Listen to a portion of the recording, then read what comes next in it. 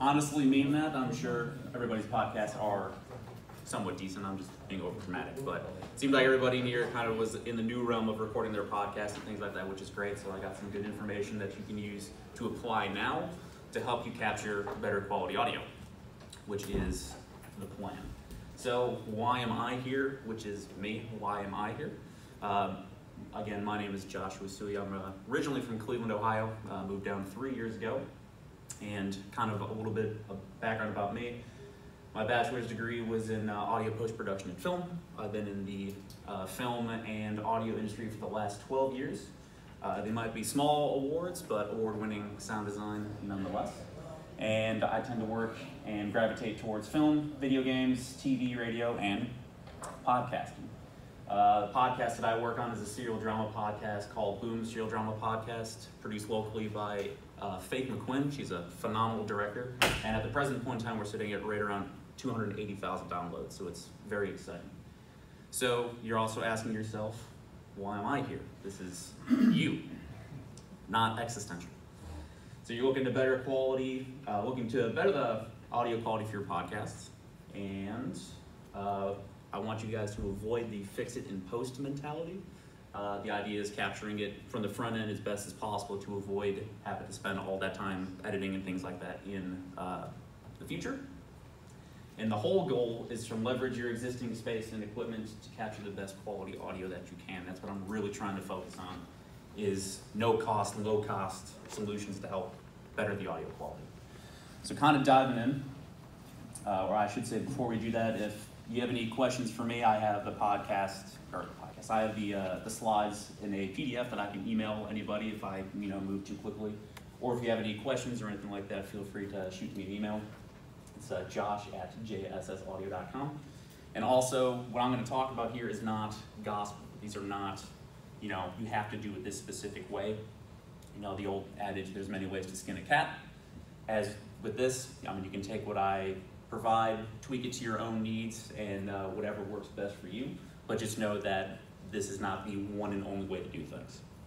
So to dive in, the most important spot is your recording environment. What room are you recording in? This fancy photo is my small but mighty little recording setup that I have. And really, if you're trying to figure out a space to record in, if you don't have access to a acoustically treated, a proper studio, and you're like working in a home or something along those lines, one suggestion is an interior room in your home or in that space on the same floor as foot traffic. Why an interior room? Doors and windows that lead to outside can bring in extraneous noise. And having an air gap of sorts between the outside walls to the recording space will help the outside noise to help dissipate a little bit before it gets into the space. And the same floor as your foot traffic, if you're like in a basement or something like that, the footsteps coming through the ceiling above you can work its way into the audio, and that can be a bit of a pain to clean up. So if you're on the same floor, interior room, that would probably be your best place to go. As I mentioned, away from the doors and windows. Avoiding air vents or noisy equipment. Air vents is pretty much impossible right now in Nashville because it's 1 billion degrees outside. But trying to find the quietest spaces in those rooms to work is going to be your best bet, away from computer fans, or if you're in the basement, by your boiler, if that's still a thing, or your air conditioning units, that kind of thing. And I'm going to talk about this in a little bit, utilizing closets and bookshelves as ad hoc acoustic treatment. So you can kind of utilize what you already have in your rooms to help better that audio quality. So moving on into just acoustic treatment, one area to look at are mic shields and pop filters. These kind of venture more towards the studio realm. The Chaotica Eyeball might be the best bet for a podcasting type solution because they're a little bit smaller than the Aspen Halo or the SE Reflection Filter, which they can be pretty big. If you're working by yourself on a podcast, a solution like this might be a bit better, but if you're in a situation where you're interviewing people and you need that line of sight, that kind of idea, those types of solutions might be a little bit too big and clunky for something along those lines. So Chaotic Eyeballs, really cool. They help to isolate the audio on the microphone itself. A good quality pop filter, I recommend a good perforated metal pop filter. In particular, the Sterling Audio SPF1 is the one that I use. What's really cool about it is with the metal perforation, it actually diverts the air down and away from the microphone, which helps to further prevent the pops from plosives and things like that. Moving into acoustic treatment for your room. There's a few different ways you can go. So some DIY booths. In this particular case, it's a PVC frame with packing blankets on it. The way that I had always done it in the past when I was recording was using boom stand, microphone stands. Put them into a T-shape, throw a couple packing blankets on top, and it really helps to kind of deaden the room and deaden the space. Really cool to kind of move around your podcasting environment. If you have some noisier spots more so than others, you can kind of build yourself a little acoustic booth around your space, doing something along these lines. Or in this particular case with the PVC frame, you can definitely go that route. My suggestion though would be if you're going for the packing blankets, go to Harbor Freight versus like Home Depot, because I spent like $30 when I could buy them for like $5 from Harbor Freight, so that would be the way to go. But a really cool ad hoc approach, you know, minimal cost, but can really help the audio quality. In particular, like throwing these behind your space to help any reflections off the back wall into the microphone, things like that can really help. And as I mentioned before with the closets and bookshelves, talking about absorption or using the closets, one way you can do this, there's kind of two approaches. If you have a decently quiet room, you can actually face into your closet and kind of use the clothes and things like that to help absorb and deaden the sound a bit more, help to make it a little bit more intimate. If your room is on the noisier end, if you face into the room with the closet behind you, facing into the room, using your microphone will help to reject some of that background audio, and the closet full of clothes behind you will help prevent any reflections off of the back wall back into the microphone. When we're talking about diffusion, meaning we want to essentially scatter the audio or scatter the waves as they're reflecting off the surface, using a bookshelf could be a cool way to go.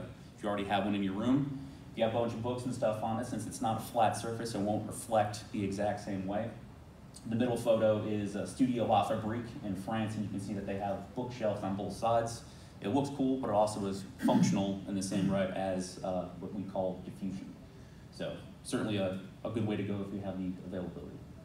Now, this is a really important one, which is exploiting your microphones. Talking about the polar patterns, and a polar pattern on a microphone is how the microphone will hear the audio. This particular picture here of the SM58, which is what's known as a cardioid pickup pattern, because you can see it looks like heart. But with it being 3D, you can kind of see the exact space of how that microphone will pick up the audio that's in front of it. And why this is so important is since there's not a pickup pattern of sorts in the back, you can use that what's known as a null. So it's a spot where the microphone won't pick up audio and it will reject audio from the back. So as I made mention before, maybe your room's a bit on the noisy side. If you point the microphone into the room where the noise is at, since the microphone won't pick up from the back, it can help reduce that background noise and help to clean things up.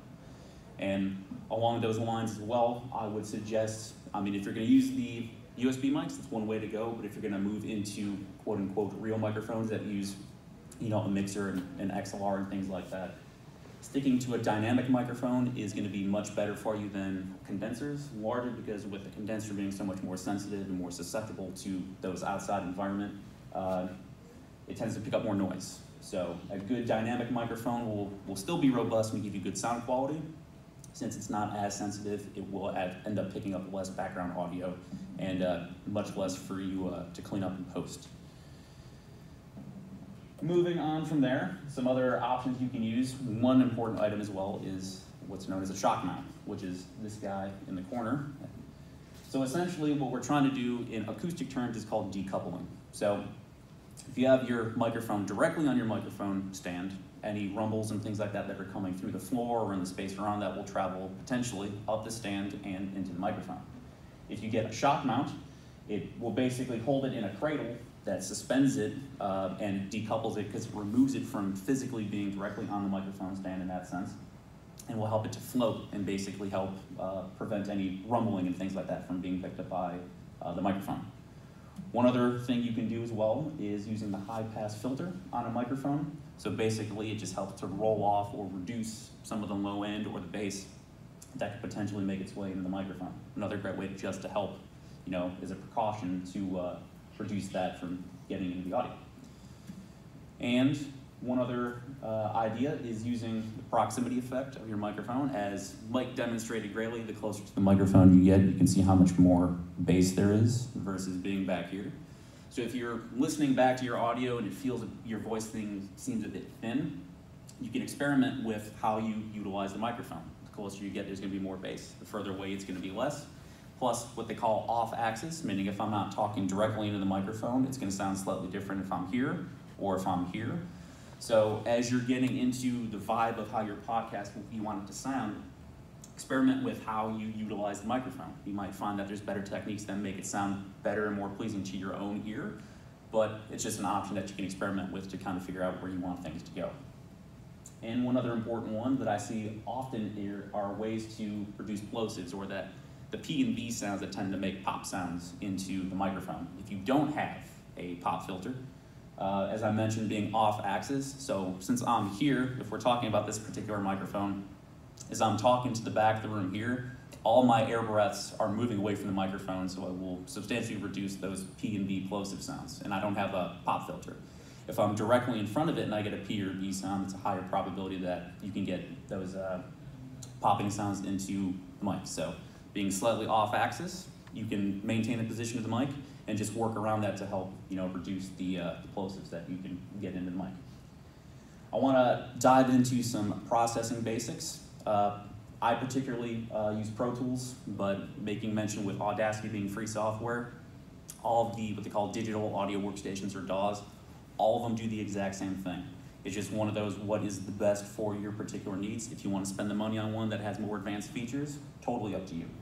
But my main background is with Pro Tools. But there's a concept what we call gain staging, which essentially is how many times during the recording chain do you have the option to turn something up or down. And what's important about that is we want to try to ensure that the input and output levels are even, in the sense that we're ensuring headroom. So in this particular example, where I'm at right here, we're kind of about halfway up or so on the channel. So where I tend to stick is the -6 to -10 dB, which is kind of right in this area here. And why it's important is as I start processing later, it's giving me enough room that I can add plugins and processing to it and not, in this case, start clipping everything out. So it ensures that my levels coming into the system are good and solid, but it ensures that I have enough room that as I'm adding my processing to it, it gives me the space to be able to do that. And pretty much the concept is I don't want to slam the input of one device and have hardly any audio coming out of the second device, and then require a third device to turn it back up, because then stuff starts to not sound as good as it should. And the idea is the same when you're working digitally with plugins. And it's just the same concept of ensuring that I don't want one input of one plugin to be screaming hot, and then its output to be super low. I want to try and figure out what's the best approach on making sure that those audio levels are nice and even all the way through. Again, with headroom, but another important idea is what we call plug-in chains, meaning if I'm going to do, so this is a compressor and then this is an equalizer, and depending on the order that I have those in, you can get a different result. It is to say, if I'm going to EQ into a compressor, you may find that your compressor tends to work a lot harder if you have a lot more bass feeding into your compressor, and vice versa. So if you're experimenting just in the whole concept of when you sit down at your system and start recording yourself, messing around with the microphone, messing around with just traditional audio basics with the processing and things like that, you can really figure out what is the best approach to get you not only the best quality sound that you're looking for, but what's going to be the most pleasing for you. And when it comes to the loudness standards for podcasting, -16 dB LUFS I've found is kind of the main standard for Apple. And just any good monitoring plugin will tell you what you need to do. I'm not sure with traditional or stock plugins for audio systems if they're able to kind of identify that. It might require some other processing and things like that to figure that out. But generally speaking, the -16 dB LUFS is kind of where you want the target to be for your podcast. So this one here is if you walk away with anything today, I would say this would be the main thing, which is known as seek and destroy EQing. The whole concept behind this is to remove acoustic energy and help to clean things up. The whole approach is to dial in and find problematic areas in the audio and just slightly reduce those so it cleans everything up. So what I have on screen here is what's known as a parametric equalizer, because it allows me to control the gain, or how much addition or subtraction of audio frequency, or I should say of audio gain, and the frequency itself. So to kind of dig in, what we want to focus on first, if it shows up, is bandwidth, or it's typically referred to as Q on most equalizers. And what you want to do is set it to a bell curve, which is what this guy looks like in the middle, because it's a nice tall peak. And the reason why you want the bandwidth to, you set it to the highest settings so you can have a very narrow and very surgical bell curve. And that's because we want to hone in on as minimal or as small amount of frequencies as possible. Then once we have that set up, you want to boost, and that's what we did here. So we've added acoustic energy to it because we're boosting. We're going above the 0 line. The next part is the most fun. You want to sweep, walk like an Egyptian, move back and forth. With the audio playing, you want to start scanning that frequency band back and forth till you hear stuff that just doesn't sound good to you. When you find that spot is the next spot, which is to cut, which we did down here, which is we're reducing acoustic energy. So again, so we want to set the Q, or our bandwidth, to the highest setting to get a real nice, precise, tight curve. We want to boost and add the acoustic energy to it because we want to inflate those frequencies so we can really zone in and hear what we're doing. We want to sweep it, walk like an Egyptian, move it back and forth and find the spots we don't like. And then lastly, just reduce it. You don't want to cut it all the way out because it could be potentially detrimental to the overall sound quality, but you want to just control it. Pull it down just a little bit just to kind of tuck things out of the way. Now with this particular approach, it served me the best in regards to is if I'm working real quick, I just want to get rid of some stuff.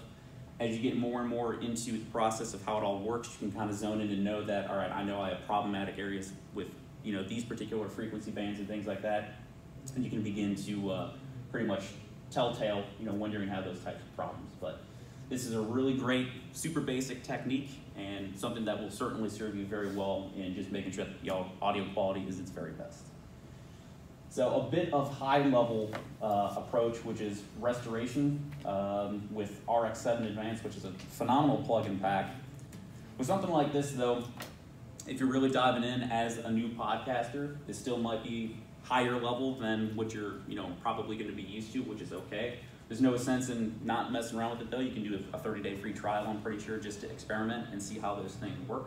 But what's really great about it is, bless you. It's a full suite of plugins to help really just clean everything up in the audio, any major issues you might have. But from what I've noticed with it, it's a less is more, and working gradually is the way to do it. You can get super heavy-handed really, really quickly, and that was my main problem when I first started using it, because it sounds so good, and then by the end of it, there's just nothing left.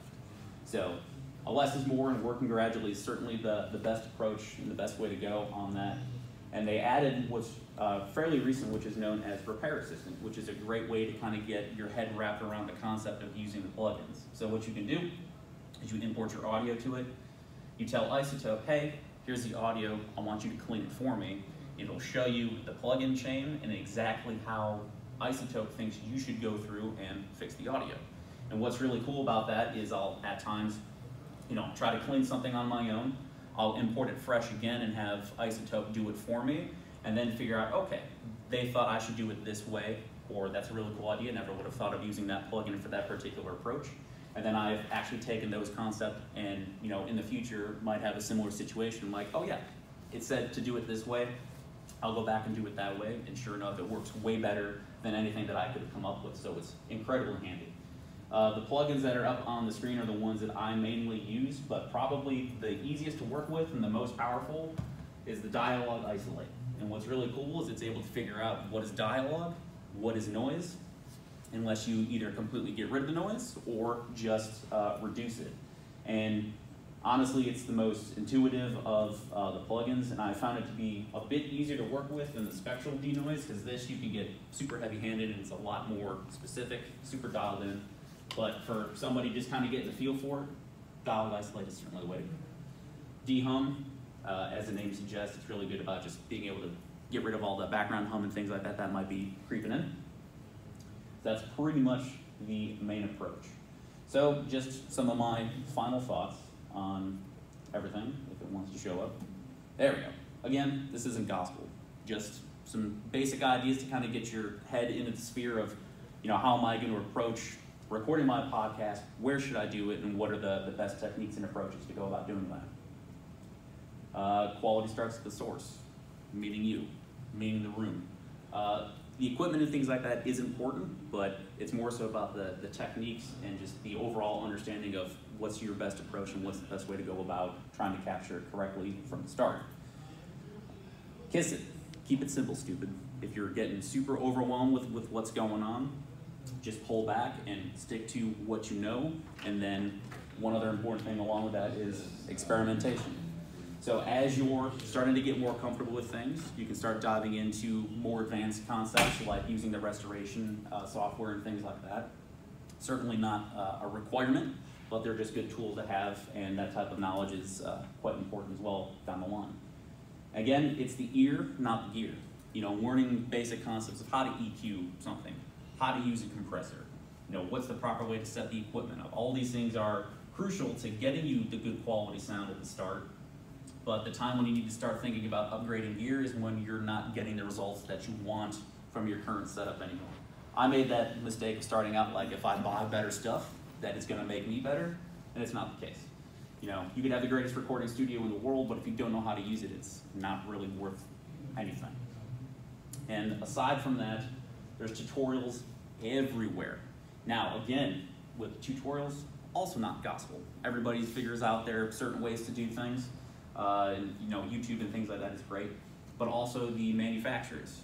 Isotope, phenomenal tutorials on their website on how to use their products, and you can find it from anything from how to set everything up, how do you buy it, and how to use your microphones and things along those lines. So, essentially that's pretty much all I have, and I'm scooting through that pretty quick, I think. Okay, I got about 8 minutes if anybody's got any questions. Hopefully it kind of makes sense. But can I ask you a technical sure. question? Could you talk about the difference between reflection and absorption? Sure.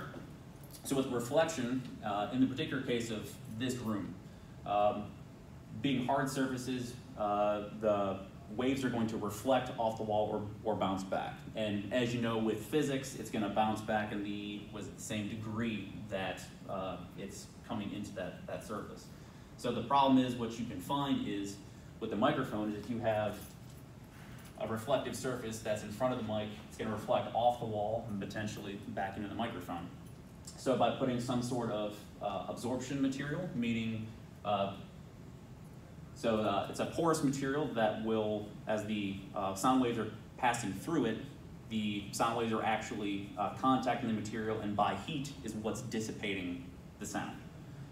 So you can have something along those lines behind you, or as I mentioned before, with diffusion, we have surfaces of different heights, so the wave can't reflect in the exact same motion that it went into the wall. So it helps to scatter that and help to reduce those waves. So diffusion and absorption are kind of like just two different ways of kind of trying to come up with the same. Exactly. Exactly. So, and it kind of depends on your room too, because every room's going to be different and you're going to find different spots. And then, like, I'm not an acoustician by any means, but in a room like this, since you have parallel walls, you can get what they call standing waves. The waves will reflect and bounce back and forth in the room at the exact same time. The problem is with that is if you have that happening too much, you get things like comb filtering, where you get what they call phase cancellation. So as the waves are basically running into each other, they start canceling each other out, and then stuff starts to sound weird. So you can start working on, if acoustics is that kind of thing, there's tons of stuff out there for stuff like that, and I'm trying to remember the name of the software now if I can remember it.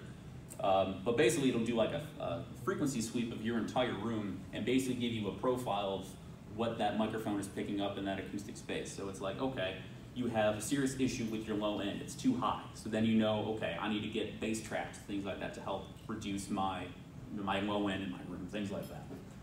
So,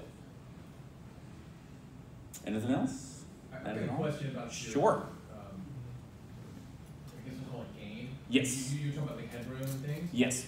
So if my mic goes into a processor, Mm-hmm. and the processor goes into another processor, like, Right. like a USB interface or Mm-hmm. something like that. And the way I understand it is you're trying to go closer to the source. Right. So you mentioned something that, I hope I'm phrasing this question right. Do I want to like crank that first one up and then have the second one like as little as possible? Or No. The goal is that, so in the particular case of our mixer here, this would probably be a great way to go. So essentially you have, in theory, 3 separate gain stages on this board. We have the input gain with the microphone coming into the board. Right. I have my output gain to that channel that then feeds the master. Right. So if I have the input gain all the way up, I'm only going to be able to turn everything up only a little bit before it starts feeding back. Okay. So the idea is, in this particular case, this would not be the way to go. So what I would want to do is get a decent amount of input gain to make sure that I have decent level coming in. I then want to ensure that I have a decent amount of output gain that feeds the master, because then that way it's not, I have to have the master all the way up because I have my output fader for the channel all the way down. So in the context of like working in the digital realm, so you have your microphone coming into your interface, so you want a decent amount of gain on that. And if you're not running really any plugins or anything like that in your system, are you doing any processing with plugins or anything? No, I mean, we'll have it go into a processor. That's the first thing. Okay. Then it goes into the interface. And Okay. I used to have a mixer in the chain, and that's Mhm. why I'm curious about this, because I think I took the mixer out of it. Right. So it got too complicated. exactly. So I mean, with a traditional just running in straight into an interface on its own, that's your best way to go. You have a single gain stage, a single source where you turn it up, it Right. feeds into your system, you're good to go. As you start adding those other components in, you got to be aware of how much level is going from one chain into the other. Because if I have too much that's now feeding into this, now I have to turn everything down to keep from clipping everything out. And then if you need to turn it back up again, well, I have to add something else in now to turn what we had turned down back up. So the idea is to keep everything as consistent as possible with the gain staging all the way through to ensure that one source isn't slamming the input of one, and then you have to turn everything down essentially, if that makes sense.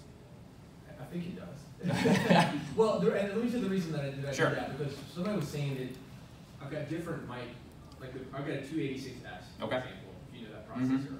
So that's a better preamp than my Sure. interface. So he's like, well, yeah, rely on that a little bit more than the interface itself. Right. So do you have thoughts on that, like rely on the best preamp rather than the... Yeah, for sure. But part of that too is what the interface you're using, how that converts it from an analog signal to digital, that's also going to have a huge effect on the audio quality as well. Right. So what you can do with your processor, since you're not running a microphone level into your interface, you can run it in as a line level source, and then you'll have a second gain stage with your interface. So basically you're just bypassing the microphone preamp on your interface, just running it in a line level, then it will convert it into digital. So I would go that route if it's a better quality mic preamp and it sounds better to you, and then just feed that out into your interface. Make sure both levels are decent coming in versus what's feeding your input to the interface, and then you should be good. So the key is not to slam your input and then just barely touch Exactly, the because master. when you do something like that, because what ends up happening is you record that in. You're listening to it back like, well, it sounds really quiet. So you got to go in and you turn it up. And the problem is as you start turning it up, all of the noise and the funky stuff starts coming up with it. So that's why if you record at a good level coming in, you're going to get better quality on that end. And as you start adding your processing to it, you're really only bringing up the actual audio itself and not all of the mess that comes in with that. Because that's the biggest problem, is what they call with equipment is like self-noise, meaning all the components that are built into this microphone add some amount of noise to the signal, as is with the mixer and things like that. So as you're starting to process and boost those things up to get it loud enough that you can use it, all that stuff comes up with it. And now you have to figure out how am I going to clean all that stuff out. Whereas if you get good quality levels coming in, it helps to push what they call the noise floor down. So all of that noise and stuff gets pushed further down because your audio is going to sit on top, and be where it should be level-wise, then as you start processing that, everything can come up, but the noise is low enough where it's much less of a problem. Hence the key to keep your input Exactly. a little more dialed back, Right. I guess. And actually, one thing that I'm thinking about it, that probably the biggest problem I see most podcasters have is they sit too far away from the mic. And it's all, as you can hear from me right now, you're hearing more of the room than you are of me.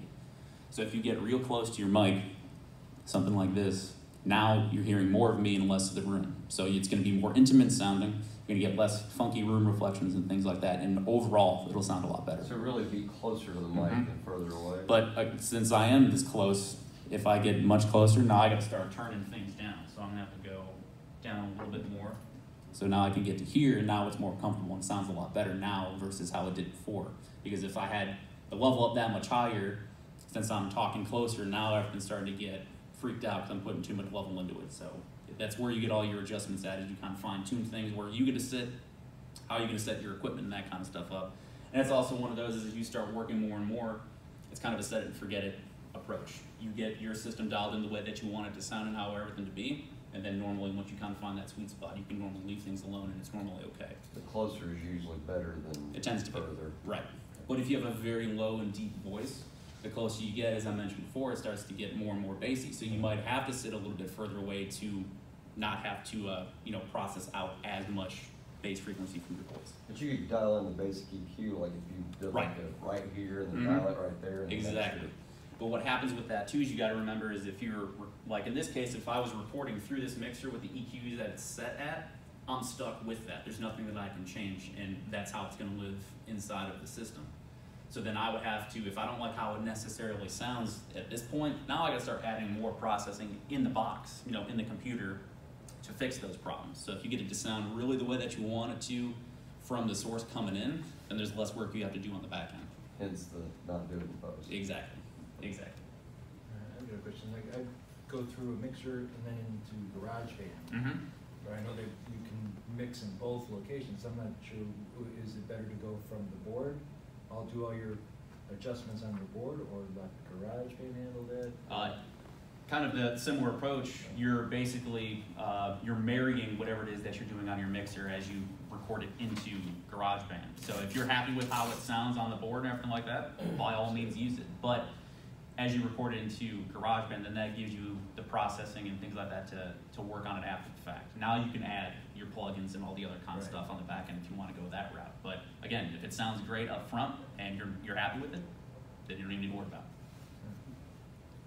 How much sound quality are you losing if you're using, say, a splitter? If you only got one channel on, say, on a record on an iPad, Mm-hmm.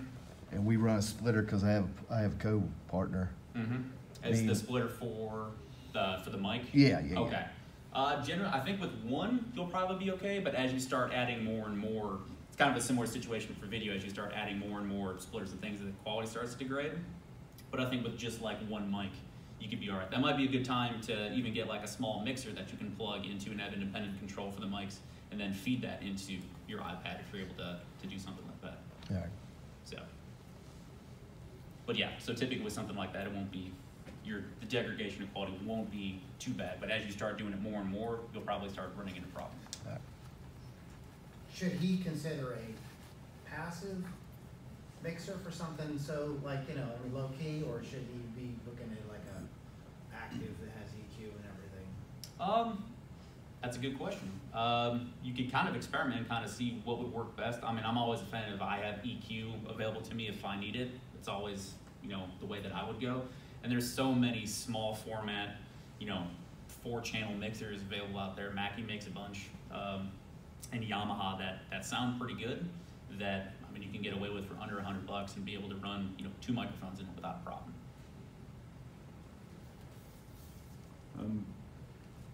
We run through a mixer, and then through Audacity, I get rid of the noise floor, Mhm. and then use the compressor. And after I do that, I don't really have. Doesn't seem like is there anything else that I've messed with the EQ a little bit, but it seems like once I do the compressor and the levels right, it I mean, pretty much that's, sounds. yeah, that's the big thing. Like, compression is great, but it's one of those, it's kind of mystifies people, and If you start fiddling with it too much, then it's Yeah. like, what's going on? And I didn't do it at first, Mhm. but once I started doing it, it started sounding a lot better. Yeah, it's one of those, experimentation was always my biggest thing with that. But how I tend to do it with my compressors, if you're familiar with the terminology of a compressor with the attack time, release time, threshold, that kind of stuff. So the attack time is how quickly is the compressor going to act, and then the release time is how quickly is it going to basically let the sound go. So I tend to stick to normally a medium attack and a medium release for a vocal, and that way it gives it some time to breathe, and the compressor doesn't clamp down on it as quickly. It tends to sound more natural that way. So I would say as you're experimenting more, experiment with your attack and release times to see what sounds the best. But the problem is a lot of people do too fast of an attack time. The compressor clamps down too quickly, and you can actually hear it Right. clamping down in the audio. So Is that if the you- ratio? ratio will dictate how much of input versus output Okay. you'll get. So like a 4-to-1 is for every 4 dB in, you get 1 dB of audio out, Right. which is a good ratio to start with for a vocal. I think that's Yeah. So I would kind of leave your attack and release times kind of in the middle, and then slowly dial up your threshold as things start to happen. And then I try to just, maybe 2 to 4 decibels of gain reduction at the most, because once you start going past that, then you can really hear the compression. yeah. Yeah. And then doing it kind of the 2 to 4 kind of keeps things a bit more natural, but it'll shave off the top if there's a real big Right. burst, it'll kind of help pull everything down. Which tends to happen. Yeah. Do you also use the EQ like before or after that, or does it matter? It depends what I'm going for. I've noticed with EQ into compression, the low frequencies tend to make the compressor hit harder. So if you have a compressor that has the low pass filter in it, it'll help to filter out the low frequencies before it hits the compressor, and those will be less of a problem. So it'll really only stick to just the meat of the vocal that you're trying to compress. Okay. Yeah. So, but you can experiment. Change your chains back and forth between, pre and post compression with EQ, and kind of see how it sounds to you, and kind of experiment from Yeah, there. yeah. Okay. Cool. Anything else? I have one kind of basic question. Sure. I know in a lot of microphones you'll see, like in the one right in front of you, there's like a little foam cover. Mm-hmm. Is it usually advised, does that help kind of reduce some of the plosive sounds and stuff in addition does. to a pop filter, or is it kind of one or the other?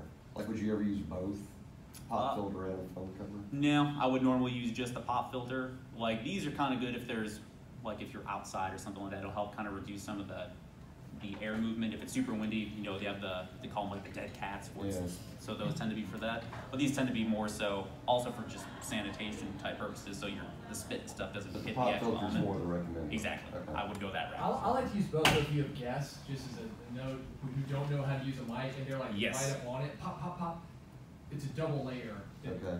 But it will affect the sound. You probably talk more about Yeah, that. but actually what Dave mentioned is a great approach as well with your pop filter. Always have one on there when you hit your sweet spot, then that way get right up on your pop filter, you know exactly where you need to stay to get your mic where you want it to sound. And as Dave mentioned, once you get, the foam will start to affect the top end or the high frequencies. Right. So if you have something like that with, more mesh kind of stuff, you can start to hear that. It probably won't be too bad unless you have a real thick, foam cover on that. Yeah. Is when you might start to have some issues, but with most microphones like that, they tend to be robust enough where it'll still maintain proper sound quality. So, but awesome. But yeah, if anybody, I can get you business cards and stuff like that. If anybody wants to reach out, if you have issues, questions, you need help on just, how do I set all this stuff up? I mean, I'm certainly available to answer whatever questions you got. So, Thank you. thank you.